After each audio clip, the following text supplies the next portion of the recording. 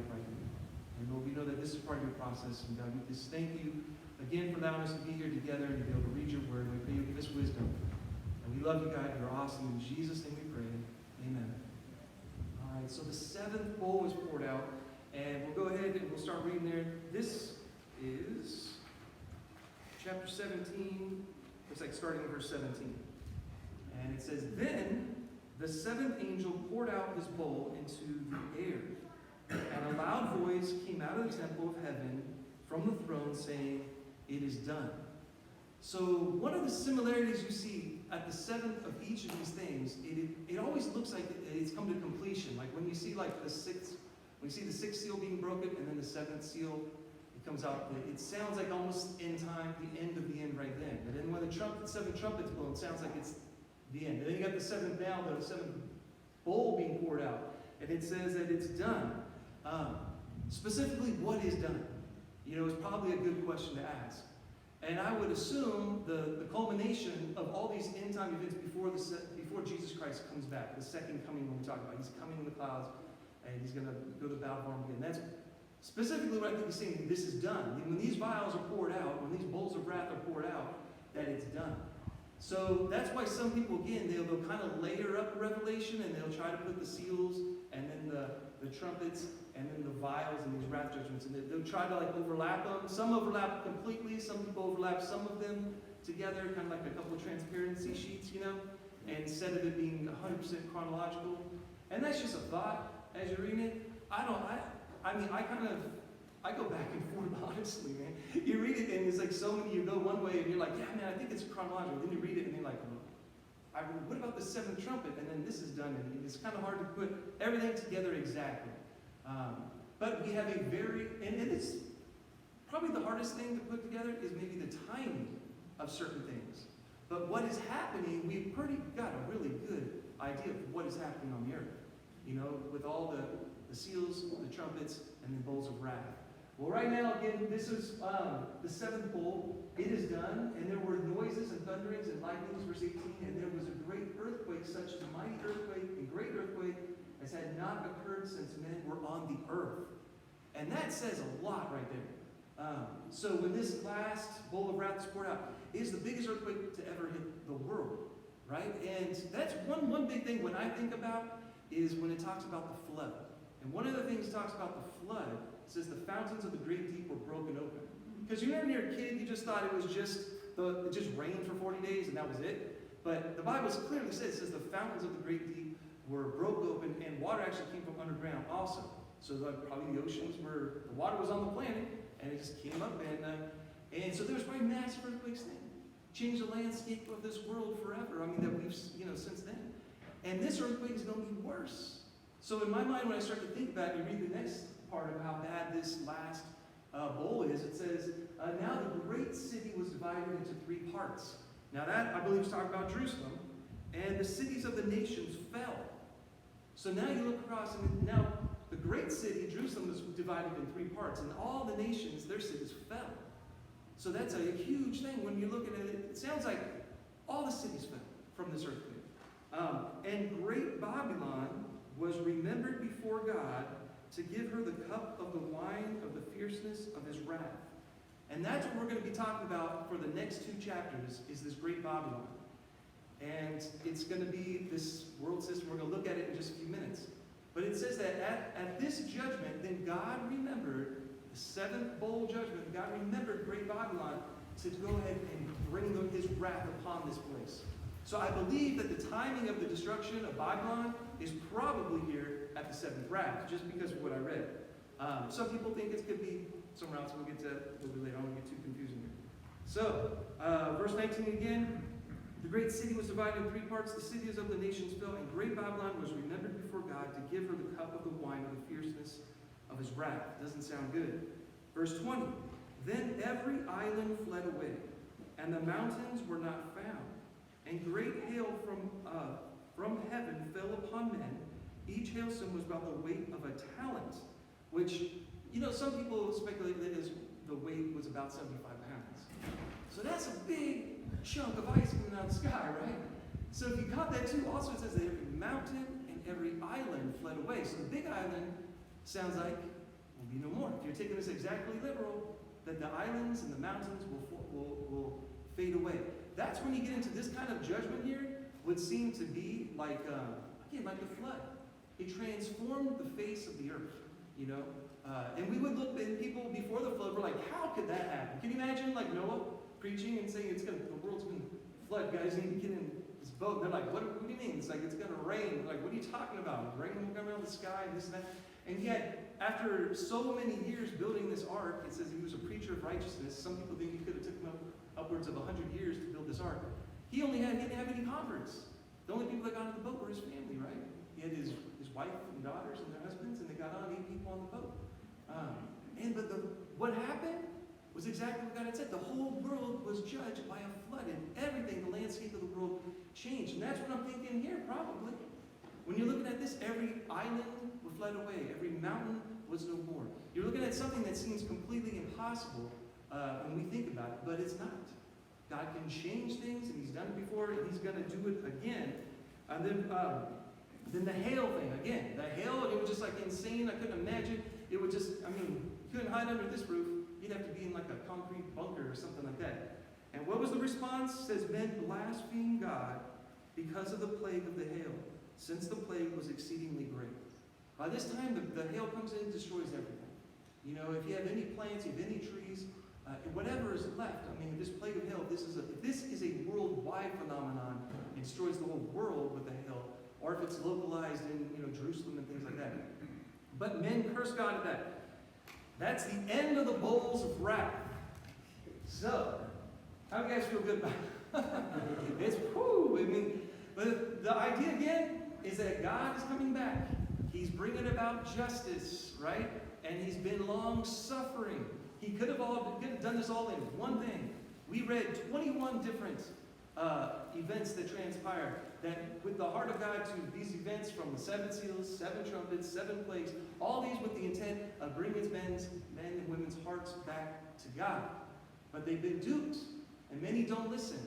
And there's a system, and there's a thing they call here, we're going to hear about Babylon, which really dupes people in the end times, and has really duped people, I guess, for a long time. We'll kind of get into this. So Revelation chapter 17. Oh, sorry. I was already telling you 17, huh? We're finished up. So, here we go, verse 1. Then one of the 7 angels who had the 7 bowls came and talked with me, saying to me, come, and I will show you the judgment of the great harlot who sits on many waters. So there's one of the angels that had been handing out the bowls, right? Receiving the bowls from one of the living creatures in heaven. One of those angels came, and he came up and he said to John, let me show you what happens about this lady. So come, I will show you the judgment of the great harlot who sits on many waters. We'll talk about this in a minute, exactly what he's talking about. Verse 2, with whom the kings of the earth committed fornication, and the inhabitants of the earth were all made drunk with the wine of her fornication. So you get this crazy picture. You guys ready for this whole other picture that you see, You see a harlot. We're going to see she's riding on a beast in a minute. And it says that she goes and she commits fornication with the kings of the earth. And so, if you think about it, it's not talking about sexual fornication. Not that doesn't happen. Today you look at the Epsteins and all these things that go on, fantasy islands and all this stuff, and this kind of fornication that's going on amongst a lot of people in high seats and stuff like that. Well, that's not what he's talking about. It's talking about more of a spiritual thing. That this Babylon, this woman, this figure that we're going to see, has gone and caused people to, for whatever the draw is, right, to start to take part in this deception, and to take part in this evil, this wickedness. They might be blinded to how bad the things are, but she's got these people to take part in this horrible thing, and then we'll see what happens. But keep on. With whom the kings of the earth committed fornication, and the inhabitants of the earth were made drunk with the wine of her fornication. It says the inhabitants of the earth were made drunk with the wine. That means they were like intoxicated with what they received from this woman. It was intoxicating. It made me feel great. It was addictive. It was something that I just wanted, right? And grabbed after. Again, the picture isn't like this physical fornicating that's going on. It's spiritual. That people have left God and gone after something else. Now, Babylon is the picture. I'm going to get further into this, but just to kind of clarify some things. Anyone know when Babylon started? Tower of Babel, yeah. So that's when the roots of Babylon really started. It became a big world nation later on. But it actually started with Nimrod, and you see there's family members, and there's a whole thing you can get into. And you can see the thing, what happened there is after the flood, the first civilization to kind of gather together and to do something was led by a guy named Nimrod. And they get together, and you guys remember what they built? I know Lori knows it because she's telling me. But they built a tower. And they basically said to each other, there's nothing that is going to stop us from doing this thing. They wanted to build a tower. Eventually kind of make it to heaven. It was kind of this embodiment of that man can do whatever they want. We can build whatever we want, apart from God. And with that came also a lot of different kind of religious idolatry things that happened. They brought in like the worship of all these different kinds of entities, some being like maybe a sun god, moon god, different things like that. And we'll find that those back there that started in Babylon really filtered through, and some of the gods that were developed went into the Assyrians, went into even the Greeks. Some people say that Zeus was actually the Babylonian god, and they kind of swapped names and stuff like that. And you can know this whole thing, and you can read this book called The Two Babylons and all kinds of things, and tell you all about this stuff, but it's rooted in this one place called Babylon a long time ago. And I'll keep going, but that's where it started. But Babylon as a nation, when it became a world empire, it was destroyed about 550 BC. Before Jesus Christ was born, about 550 years before that, Babylon was destroyed. So it kind of puts in question, and it didn't come back. But the root of it still exists. I'll talk about it a little bit later. The root of Babylon, the idea that man can be apart from God and worship idols and do its own thing and be this great creator is kind of like this Babylon structure that's kind of embedded in the world. And kind of like the world system that you see today. And that's kind of like just a general term when you talk about, Babylon. Like, if you ever listen to Bob Marley? I used to listen growing up. I don't listen.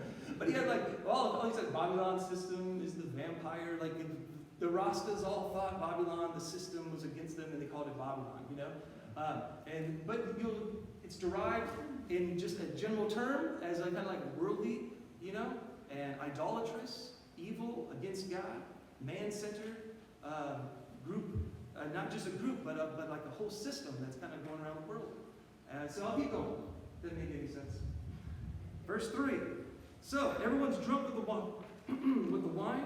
And verse 3 says, so he carried me away in the spirit into the wilderness. And if you look here in wilderness, I've been shown that this is actually talking about a desert place.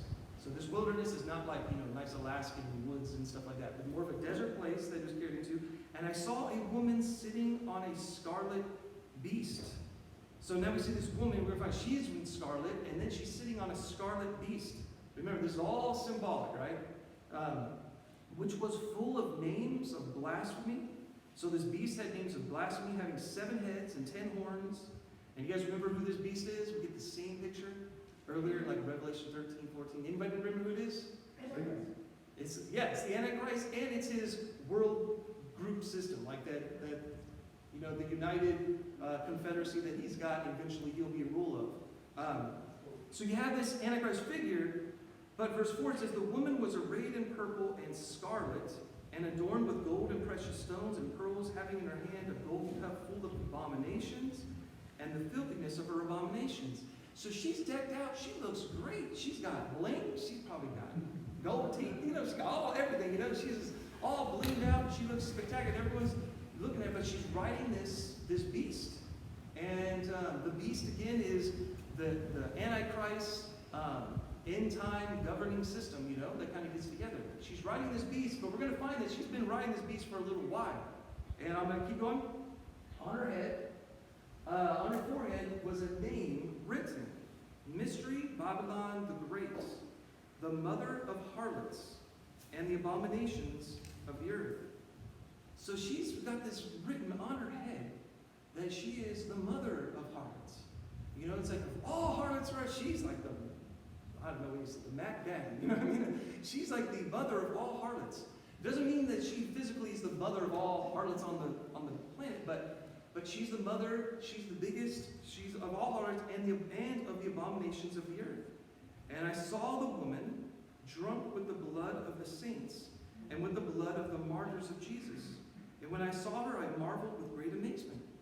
So John sees this figure, and this is strange, right? This beast with 7 heads and 10 horns comes up, and there's this adulterous-looking prostitute-type woman up there, and she's on her head, says, Mystery Babylon, you know, the mother of harlots, and what's going on? What in the world does all this mean? And John is perplexed, and with her he sees that she has the blood of the martyrs.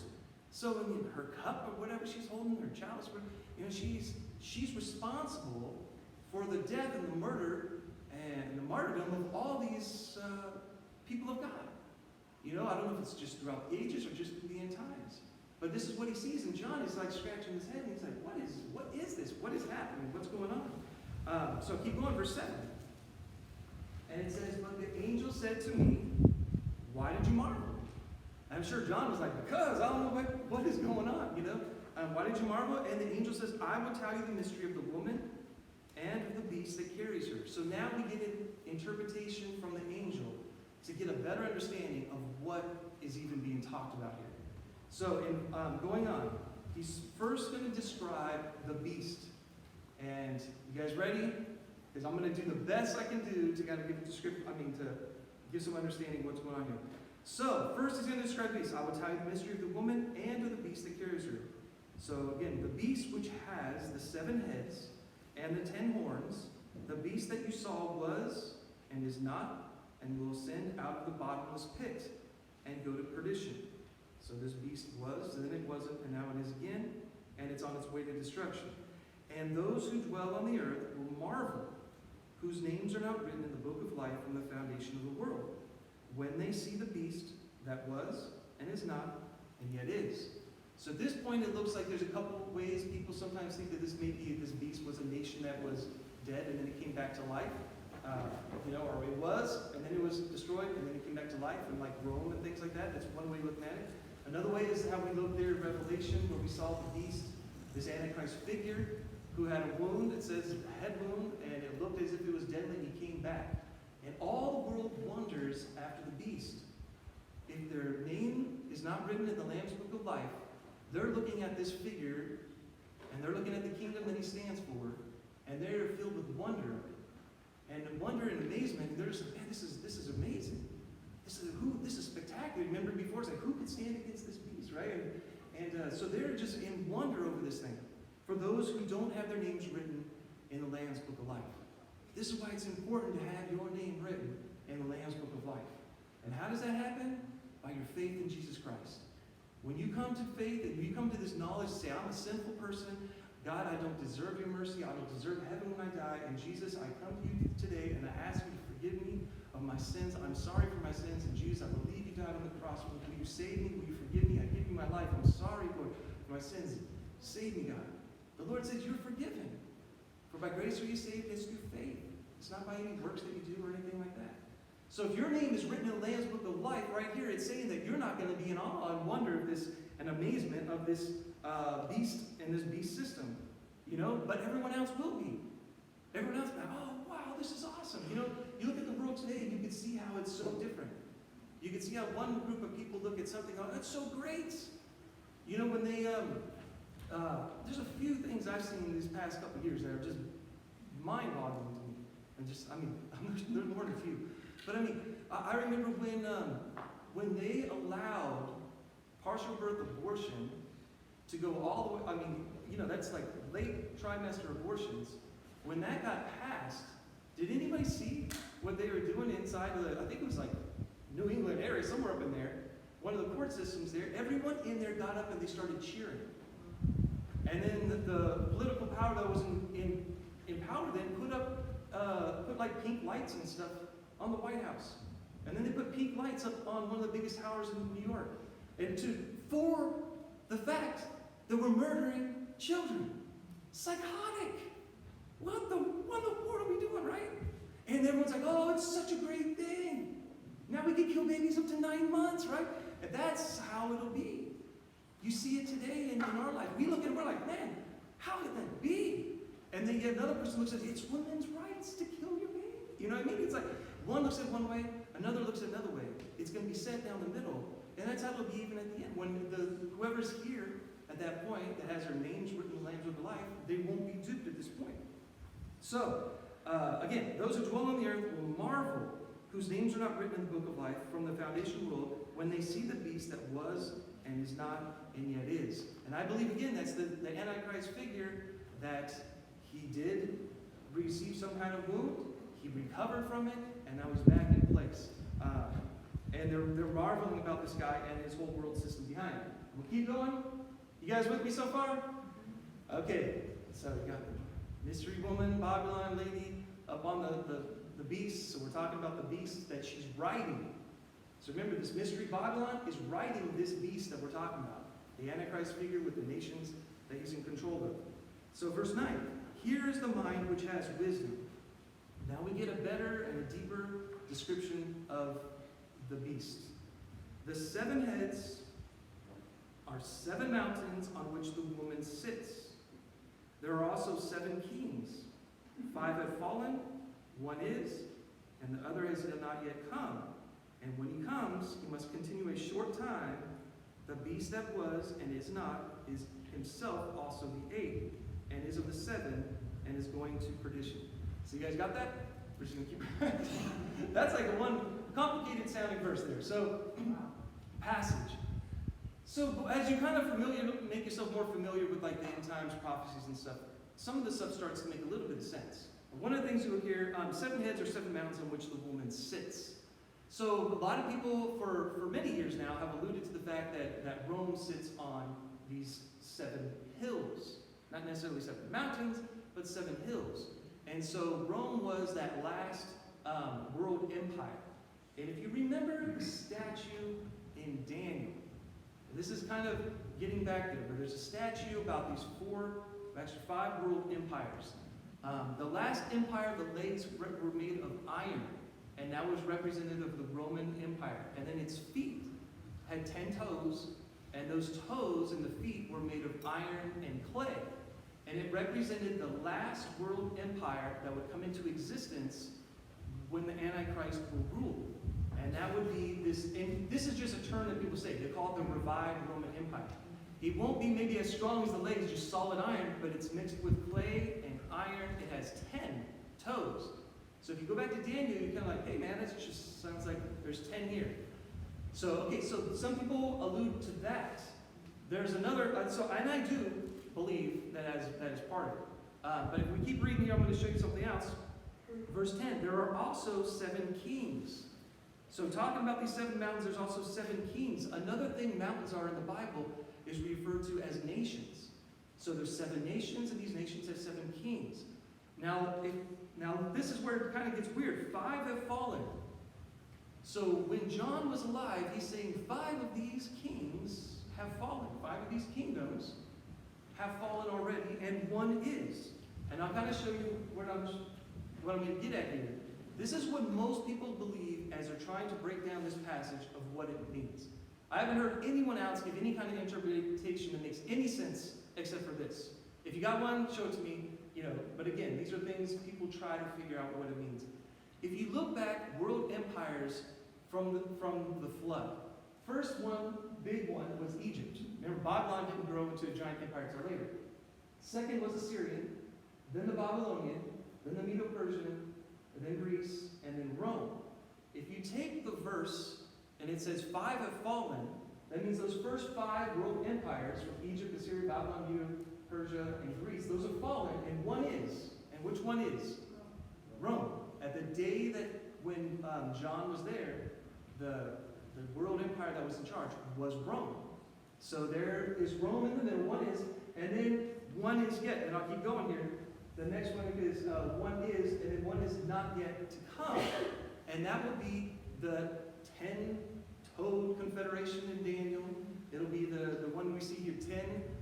This confederation, this world empire, we call it the New World Order, whatever you want to call it, right? This 10 nation, or 10, divided, the world divided in 10, 10 different kings doing it, being in charge and stuff like that. That's where it goes to. So let me go back. So 5 have fallen, 1 is, and the other has not yet come. Okay, now we go on. If this is what it's talking about, it makes sense. It says, and when he comes, he must continue a short time. So when he comes back, this king is going to continue, that kingdom will continue a short time. The beast that was and is not is himself also the 8th. So now it gives you, like, this beast is going to be the 8th. If you look in Daniel, it actually does. You got to, like, be all, like, super into this to look it up. But over here on the right, on the very bottom corner, Daniel speaks of these 10 horns, which are 10 nations, which is this last world empire. And then it says that there's going to be 3 in Daniel. 3 of the kingdoms will give their power to the Antichrist. And that's another term for the beast, right? And so that means there's 7, and then there's 1, and he's the 8th. The Antichrist is the 8th.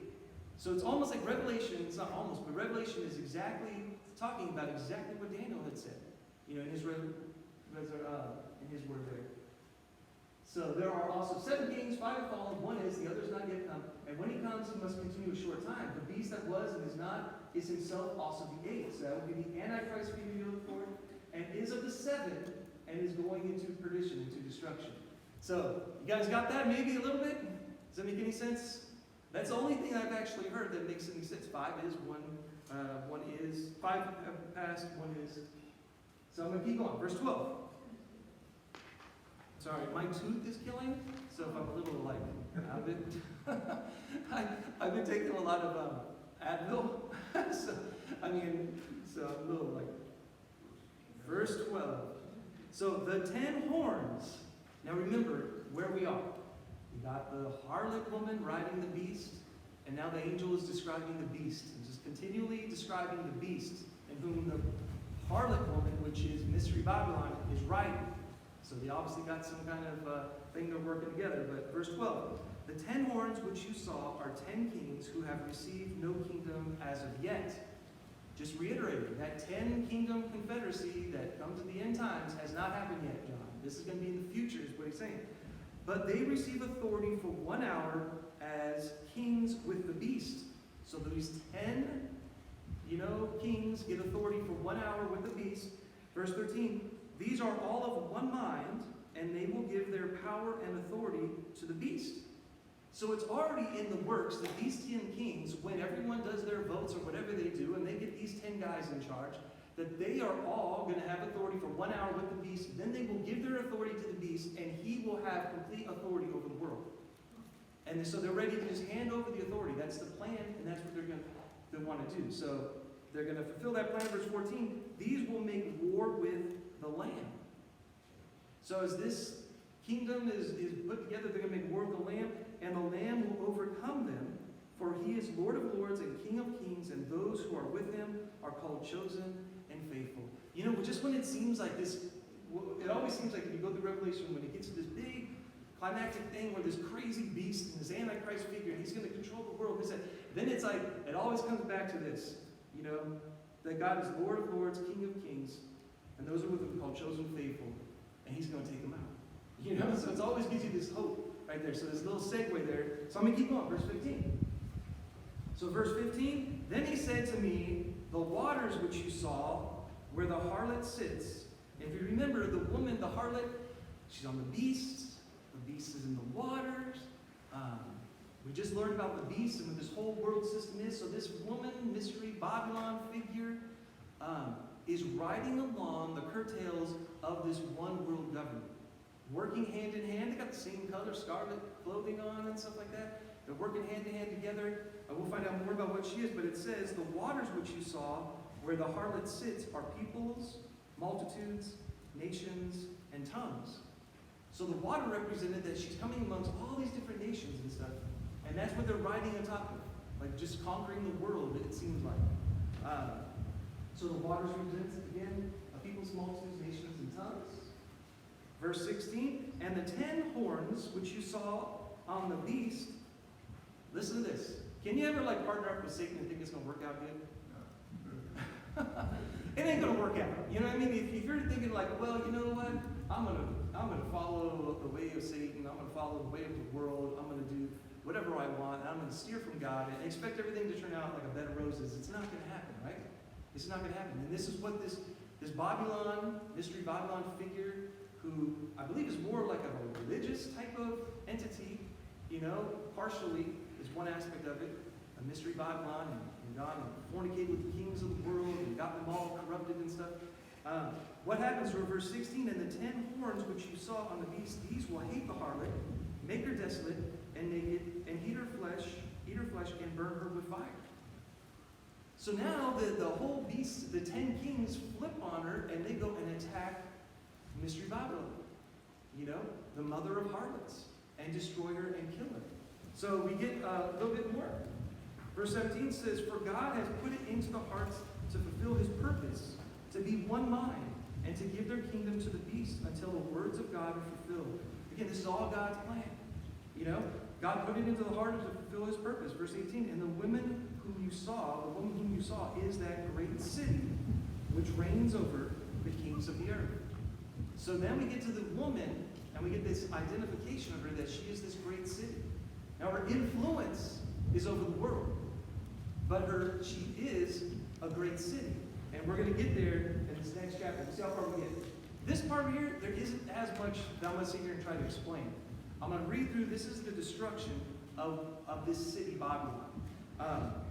So Revelation chapter 18. So this woman is the city. Her influence, again, was all the nations. She definitely has an influence like this adulterous thing, and she's fornicated with the world and stuff like that, and corrupted them and things. But she is, now there's a headquarters and whatnot, a city that is basically where she's from, and where her seat is, whatever, and where she's going about. Verse 1 says, And after these things I saw another angel come down from heaven, having great authority, and the earth was illuminated with his glory. So this angel comes down having great authority, and is going to show John a picture. And I believe this is the same Babylon, because that's what it says. I'll keep going. Verse 2, And he cried mightily with a loud voice, saying, Babylon the Great is fallen, is fallen. So this angel is crying out, Babylon's fallen. This great city, this great influence has fallen. It has become a dwelling place of demons, a prison for every foul spirit, and a cage of every unclean and hateful bird. So it's just nothing left, except for just what it says there, this demonic presence, or whatever. Verse 3. It says, For all nations have drunk of the wine of the wrath of her fornication. So all nations were influenced. The kings of the earth have committed fornication with her, and the merchants of the earth have become rich through the abundance of her luxury. So we're looking at this city, and everyone has been involved. It seems like all the merchants of the world. Verse 4. It says, And I heard another voice from heaven saying, Come out of her, my people.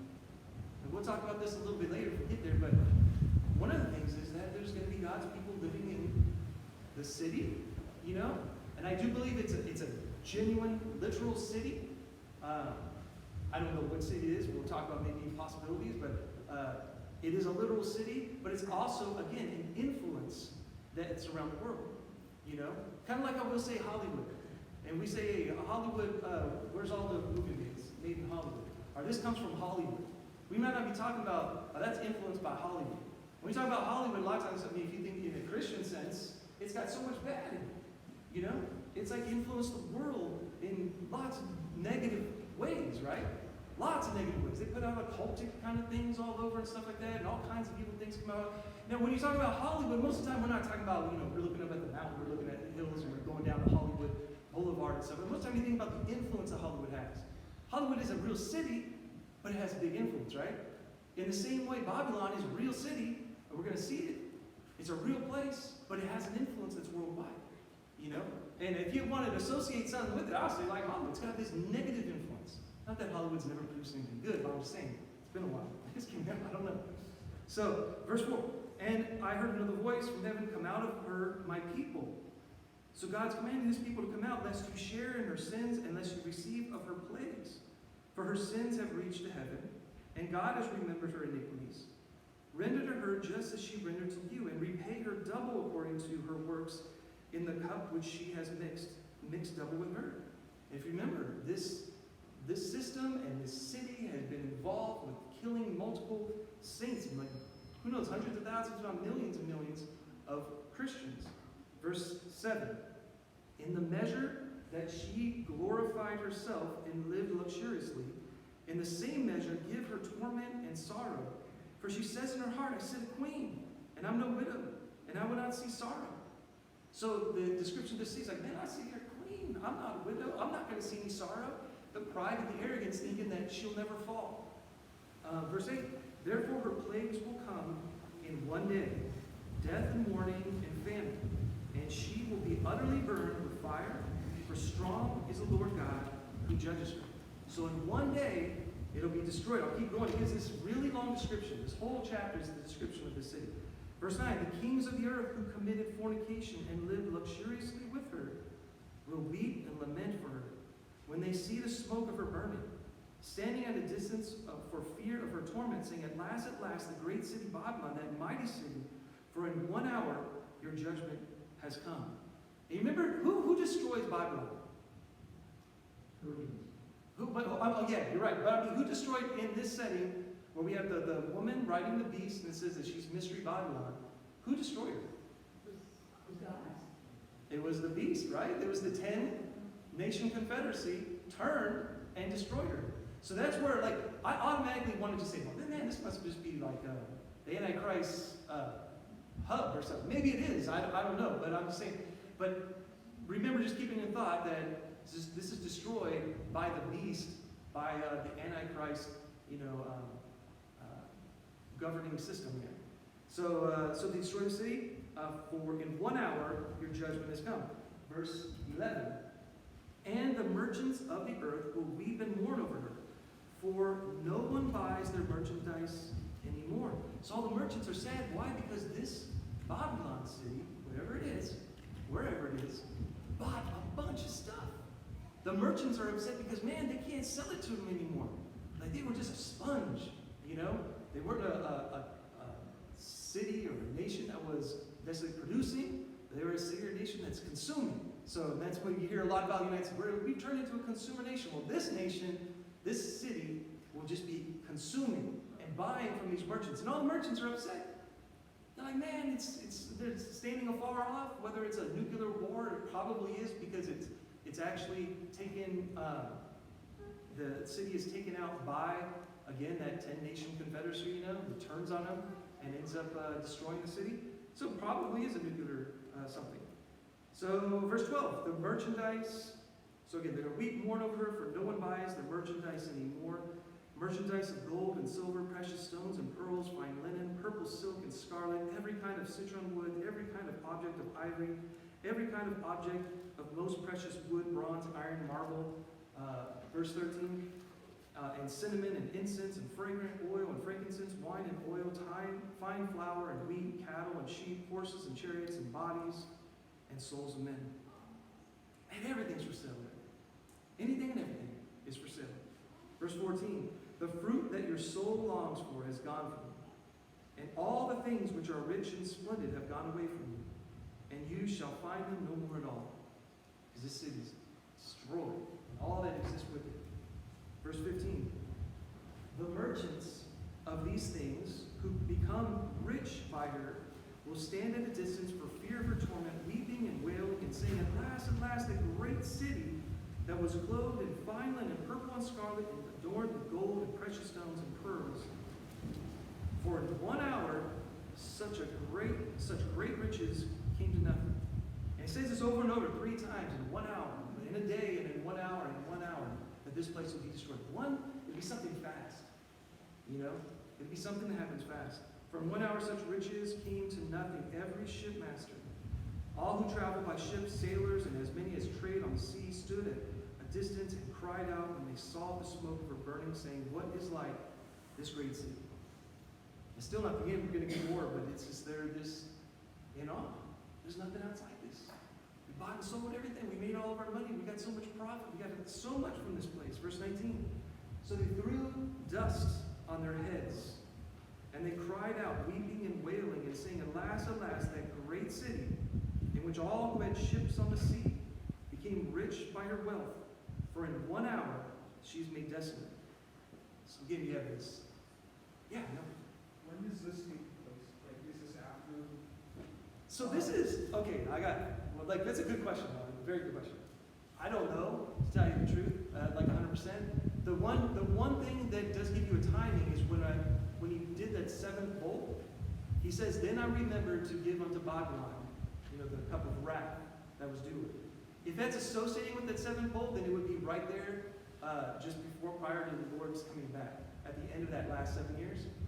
Otherwise, I've also heard other people say this could take place maybe earlier on, maybe like halfway through the tribulation or something like that, where it'd be like halfway in the 7 years, or 3.5 year mark.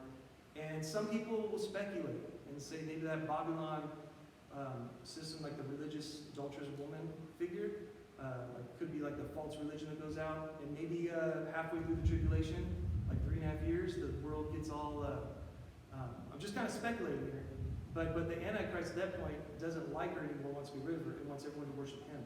So I'll kind of get to that a little bit later. So it could be, I've heard a couple of different scenarios. It'll be in the last 7 years, and I kind of push probably towards the very, very end. But it's going to be devastating. I'll keep going here. So every shipmaster, all who traveled by ships, sailors, as many as trade on the sea, stood at a distance and cried when they saw the smoke burning. Verse 19, they threw dust on their heads, they cried out weeping, wailing, saying, Alas, alas, the great city which all had ships of the sea became rich by her wealth, for in 1 hour she is made desolate. And then we see the opposite. Verse 20, Rejoice over her, O heaven, and you holy apostles and prophets, for God has avenged you on earth. So there's two different things. When I say like one person be so happy about something, another person is devastated. And that's the way it is here. One group is so sad, my money's gone. I put all my money in this system, in the Babylon system. Maybe it's the credit that everyone gets when they get the mark. I don't know, I've heard people say, but this system, I was just banking on it, and now it's gone, and everything they wanted is gone, and they put all their hopes in this idolatrous thing, and worried about money, and all about self, and now it's destroyed. But now, in heaven, there's a rejoicing that this evil system is destroyed. Verse 21. Then a mighty angel took up a stone like a great millstone and threw it into the sea. So this angel picks up a giant millstone, throws it in the sea. This is what John sees. Thus, with violence, the great city Babylon shall be thrown down and shall not be found anymore. So this destruction is final. It's not coming back. Verse 22. The sound of harpists, musicians, flutes, and trumpeters shall not be heard in you anymore. No craftsman of any craft shall be found in you anymore. And the sound of a millstone shall not be heard in you anymore, or anywhere. The light of a lamp shall not shine in you anymore. I didn't pick any particular city, I just picked a city that looked cool. And the voice of the bridegroom and the bride shall not be heard in you anymore. Remember Jesus said that they'll be giving in marriage all the way up until the end? They will in this city, because it's one of the indications that the bride and the bridegroom, you won't hear about them anymore. There won't be any more weddings at that place anymore. For your merchants were the great men of the earth. For by your sorcery all the nations were deceived. And in her was found the blood of prophets and saints and all who were slain on the earth. So by this system, this Babylon system, by this that has a hub, a main city, but their system kind of goes around the world, all the world was deceived. They were deceived. Obviously, the biggest thing that you see here is money. They had their money, they had their ships, they had this. That's all it's talking about. They could sit there and they had their music, and they could go down to Broadway, something of their equivalent of, and they could do their music, and they could have all the pleasures of the world, all the stuff like Rome was before it fell. They had all the pleasures of everything. Everything they derived from this Babylon, right? But it's gone. It's completely gone. I'm just going to go to chapter 19, read the first part, and it gives us one instance of what's happening in heaven again. Verse 19, chapter 19, verse 1, after these things I heard a loud voice of a great multitude in heaven, saying, Hallelujah, salvation and glory and honor and power belong to the Lord our God. For true and righteous are his judgments, because he has judged the great harlot who corrupted the earth with her fornication. Again, this great harlot, this figure goes all the way back when we looked at Nimrod's time and what was introduced into the world. Nimrod, his name actually means rebellion. And there was this rebellion against God that was introduced into the world that has been weaving and conniving its way through societies. I'll kind of get through here a little bit. Who is the end time Babylon? You know, we know the past one, right? But who's the end time? You know, again, it's kind of used symbolically. Peter even uses it. If you go, I'll get there in a minute. Who's the end time Babylon? Well, number one, it's a religious system and a great system of commerce. So most people agree that there's some kind of religiosity with it because the fornicating that's going on, the spiritual fornication, you're choosing idolatry than choosing God. And Babylon's kind of instituted this into it. Could be part of the system that institutes the mark of the beast. Could be that whole figure that's kind of like behind it. You know, like if you got the internet, you got, I'm not saying anything Google, I'm just saying like Google kind of runs the internet. Well, maybe this Babylon runs this system of, that's the mark or whatever. It's world-spanning, global, anti-God system. Who's the end time of Babylon? What religion will be the religion? And you hear all kinds of things out there. And I'm not saying that either one of these is right. I'm just kind of telling you what a lot of people will say. Like the first one, I mean, is the Antichrist final religion? Possibly. You know, possibly it's the one that's derived. If you take the mark, and if you are a part of this new economic system, you might prosper like nothing you ain't never seen before. They might give you, you know, they talk about doing like a, what is it called, like a base salary for every person in the country, right? You hear stuff like that, right? What if you got a base salary of $10,000 a month? Take the mark. They just print money from nothing anyway. You know what I mean? And just all this stuff. And maybe it is part of this Antichrist final religion. Maybe it's a group of unified religious, like the coexist stickers and stuff like that. Maybe it's this, they got it together and they said, you know what, it's not any one, but we will recognize that everybody will be okay. Maybe that is. I don't know, that's a thought. Although the Antichrist will want all worship, I think, brought to himself. A lot of people say Catholicism. Anybody know why they say Catholicism? The Pope. Yeah, the Pope, and where it's, there's a city there. I'll talk about the city here, but the Pope, and there's a lot of, and if anyone here is Catholic, you know, I'm not trying to brag, but in the Catholic Church, there's a lot of things that are really, you can really see all these symbols and stuff that they use, and the way they've laid out the structure of the Catholic Church, and a lot of different things they do, really derive, you can take from Babylon.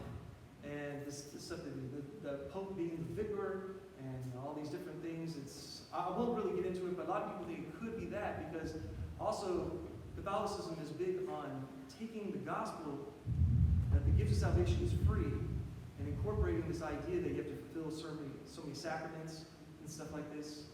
We've added, which means that you're working your way to God. And that's an abomination to God. You know, Jesus Christ is our Lord and our Savior. Only by the blood of Christ that we're saved. It's not by our works. It's not by any works that we can do. It's not by any sacraments I could fulfill and holy communions that I could take and rosaries that I could say and different things, right? It's you might see it as light, but God sees it as an abominable kind of thing. You're adding to and you're taking away from all that Jesus Christ has done. You know, on the cross, He saved us and Him only. Islam. You know, I did a lot of studying on Islam, and I've really looked at Islam. I said, wow, man, it really could be Islam. One of these structures there that is part of this. There's like 1.8 billion Muslims in the world. It's the fastest growing religion in the world today. What city will be destroyed? Again, all this is like, I'm just speculating. I'm just giving you like some ideas, some things to look out for. I would look for any one of these. You know, if the Pope figure, you know, I mean, just the Pope thing last week, he was just saying that it's okay to have same-sex marriages. You know, I mean, it started going way out, you know. That's not what he said. It was same-sex civil unions. Okay, same-sex civil unions, you know. Semantics, yeah. So it's like this same thing, and you know, whenever you see something going off, you should keep your eye open. You know, keep your eye open for, you know, the Vatican or something, or keep your eye open for Islam. It could be coming, where it could be coming from. What city will be destroyed? I'm just throwing out. There's no way I know what city it is, right? So I'm just throwing out what people say. Well, whatever city is considered to be the headquarters of Mystery Babylon. You know, I think the headquarters that it's going to be, that'll be like I said, Hollywood. If you say Hollywood, where does all the Hollywood films come? It comes from Hollywood, right? That city. You know, it's not coming from wherever. Another one is Rome, because there's Vatican City is right there also. You got Rome. You got that tie-in with Rome. You remember the 10 toes and stuff? You got that reference and stuff. So a lot of people think that the leader could be there in Rome, could be that place. But as you go through these cities, you You got to think about, are they merchants there? Do they have the blood of the saints there? Is all the world coming there and shipping, ships and stuff like that? Is people sitting out there crying because they're not selling all their stuff? And, it's got to match those things. I don't know if Rome is there. Mecca, Saudi Arabia, is where they have, again, it's the most idolatrous place on the planet, and it is the most idolatrous place that has ever existed. There's 1.8 billion people 5 times a day that pray to Mecca.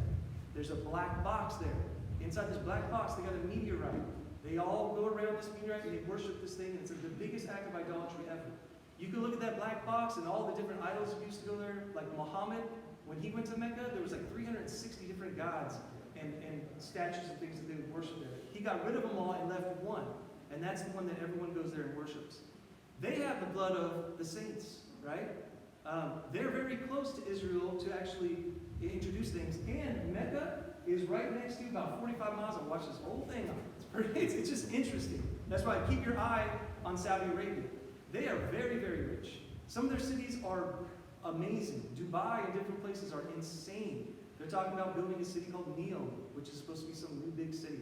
But they also have the second biggest port under construction right now in the world, right off the south, about 45 miles from Mecca.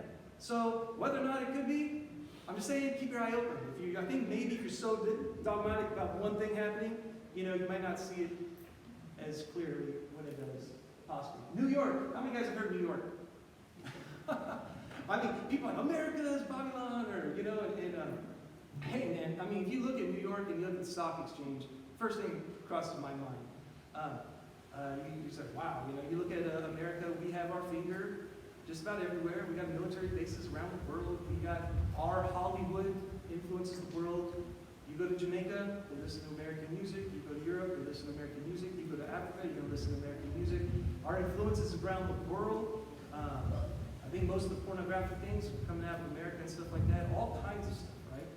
And it's hard to say and think about our country possibly being something like that. I don't think it is, but man, if I had to pick just a city, it sounds like New York. Just because, there I sit a queen. I have no way. You got the Statue of Liberty sitting right there, right? And which is actually an adult. It's like a weird thing. Look into the Statue of Liberty and see what kind of goddess and stuff it is and stuff. And it's kind of strange, You go to D.C. I'm just telling you all the stuff. But you go to D.C. and it's laid out, and you'll see it's got like lots of obelisks and things that have weird meanings to them that go all the way back from Egypt and different symbols that you'll see on the buildings and stuff like that. So you see one side of it, right? Is it New York? Is it the United Nations headquarters are right there. Look up the United Nations headquarters. It's in New York. Rockefeller donated the land years ago, and it's actually a place that you have no right to go to unless they invite you or you take a tour. So I was reading on it. But is it? I don't know. I don't know. There's no way I know. I have no idea. But I do know this about America. We've sent out more missionaries than anybody else on this planet. We have more churches in this nation than anywhere else in the world. We are giving and we help people, and we've done more to change this world for the better than any nation I could ever think of. So does it mean that we're always going to be like that or not? I don't know. But we've done some bad too. So I'm just throwing it out there to keep your eyes open, is all I'm saying. Don't be so, I think about this all the time. I keep on going, I'm almost done. But like the frog analogy? If there's boiling water and you throw a frog in it, it's going to jump right up. So I hate this water, it's too hot, jump right up. But if you put the frog in there, I've never tried this, these are people saying, you slowly turn up the heat. The frog won't ever jump out, it'll just allow itself to be cooked in it. Is that possible with us? Is it possible that we don't see things as bad as God sees them? That there are abominable acts that are happening right before our eyes and right within our own country, right within our own noses, and yet we've grown so accustomed to them. Is it possible? Of course it is. And that's why I say keep your eyes open for anything that fits the criteria of what we saw. As far as being Baba. But does it matter either way? He says come out of her, but what are you going to do? And I think when he's saying come out of her, I'll get to that in a minute, but partially would also be, I think, the system of it. Like, get out of Hollywood. Doesn't mean you can't. Anyone who lives in Hollywood has to leave Hollywood. Well, maybe you should, but But I mean, but you can still be involved with Hollywood and be here. You know what I mean? Come out of her. You know, get out of her is what he said earlier. Or some future city we don't even know about, like Neom, I was saying. If it was going to happen, if everything went down here in the next few years, I mean, you're looking at New York, you're looking at these cities, you think. But if it happens in 100 years, it could be a whole other city that's not been on our radar. You know? Come out of her, my people. Babylon as an ongoing pagan influence. Just that idea I've kind of been throwing out there. It's not just a city, although it is a city, but it's also an influence. And Peter kind of used this in 1 Peter chapter 5:13. He says, "She who is at Babylon, who is likewise chosen, sends you greetings, and so does Mark, my son. Greet one another with a kiss of love. Peace to you all. Glory to Christ Jesus." So he says, "She who is in Babylon." Well, no one's in Babylon because Babylon didn't exist right there, right? But the idea that he's actually in Rome, and he was just referring to Rome as Babylon. Why? Because they had all the adulterous things. They had, all these gods that they served and things like that. Here's the last slide. I can't believe I made it here. This is Pastor Paul Carter. I don't know much about him, but this is a statement that sounds pretty good. It says, "Just like a beast who was and is not and is about to rise, the whore, which is the figure that we saw riding the beast, keeps on rising from the dead. A particular brand of her seductive charm may fall into the dust and be buried by sand and time, but just you wait, before you know it, she will rise again in another place, known by no name, but waging the same destructive war against God's covenant people." And I think there's some truth to that. As far as the Babylonian kind of system, that idea, but again, it also is a city. But remember this, that we are called to come out of it. So how would you possibly do that? Well, look at these couple statements. Your culture is not neutral. The culture around you is pushing the worldview. If it's not a godly thing, it's anti-God.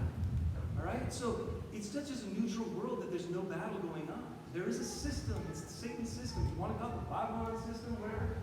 But it's pushing a worldview that's anti-God. The devil attacks God's people, number 2, via the front door through government persecution. Sometimes he'll attack through a government, through a leader. But sometimes, verse number 3, there it says the devil attacks God's people through a back door, through like a seductive, idolatrous culture. And there's seduction there, trying to destroy you through that.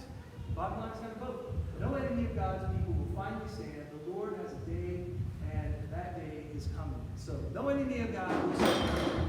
All sin will be brought, to justice, and the day is coming when God will destroy everything that's going wrong with this world. So, amen. Amen. So, cool. We made it. 2 chapters. Can't believe it. So, we'll be next week's gonna be my last week for a few weeks. We'll be in chapter 19, and then we got a couple 3 guest speakers coming, so you guys get a break from Revelation, and so that means you can read on and stuff. And then when we get back, we'll do a few weeks. But we're getting close towards the end. We're actually only got I don't know what it is, 4 or 5 more chapters. I know we went through a lot, so I encourage you to go back and read it. And as you kind of know it, you got an idea of what's going on. That's a valuable tool that you have, especially if we're living in the last days. Having an idea and having a grasp of some of the things that are happening in this world around us, not being duped or anything, is important.